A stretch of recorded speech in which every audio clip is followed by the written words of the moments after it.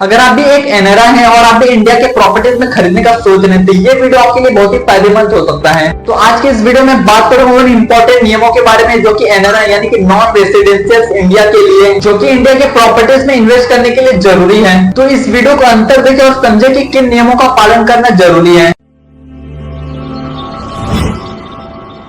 तो पहला सवाल आता है कि एनआरआई कौन कौन सा प्रॉपर्टीज खरीद सकते हैं। तो एनआरआई केवल रेसिडेंशियल और कॉमर्शियल प्रॉपर्टी ही खरीद सकते हैं, लेकिन आपको एग्रीकल्चर लैंड, फार्म हाउस और प्लांटेशन प्रॉपर्टी खरीदने की इजाजत नहीं है। अगर आपको इस तरीके की प्रॉपर्टी चाहिए तो आप विरासत में प्राप्त कर सकते हैं। तो दूसरा पॉइंट आता है कि पेमेंट कैसे करना है। एनआरआई केवल भारतीय बैंकों के अकाउंट जैसे कि एनआरई, एनआरओ या फिर एफसीएनआरओ के खातों के जरिए ही पेमेंट कर सकते हैं और कैश में पेमेंट करने की अनुमति नहीं है। और पेमेंट के सारे रिकॉर्ड पारदर्शी होना चाहिए ताकि टैक्स से जुड़े कोई भी मामले ना बने।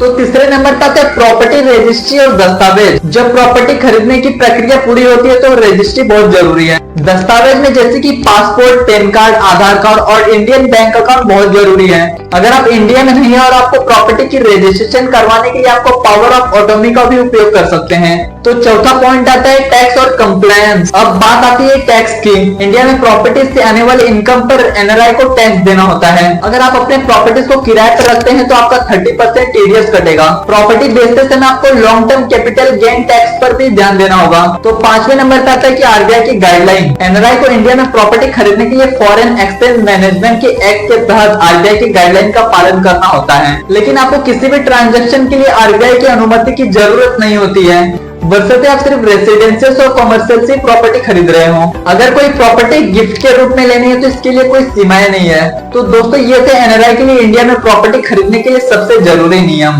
मुझे उम्मीद है कि ये सारी जानकारी आपको समझ आई होगी। अगर आपको कुछ भी डाउट हो गया तो आप मुझे कमेंट में पूछ सकते हैं या फिर आप मुझे कांटेक्ट कर सकते हैं। अगर ये वीडियो आपको हेल्पफुल लगा हो तो आप अपने फ्रेंड या रिलेटिव अपने फ्रेंड को शेयर कर दीजिए और बिना लाइक सब्सक्राइब किए जाना नहीं।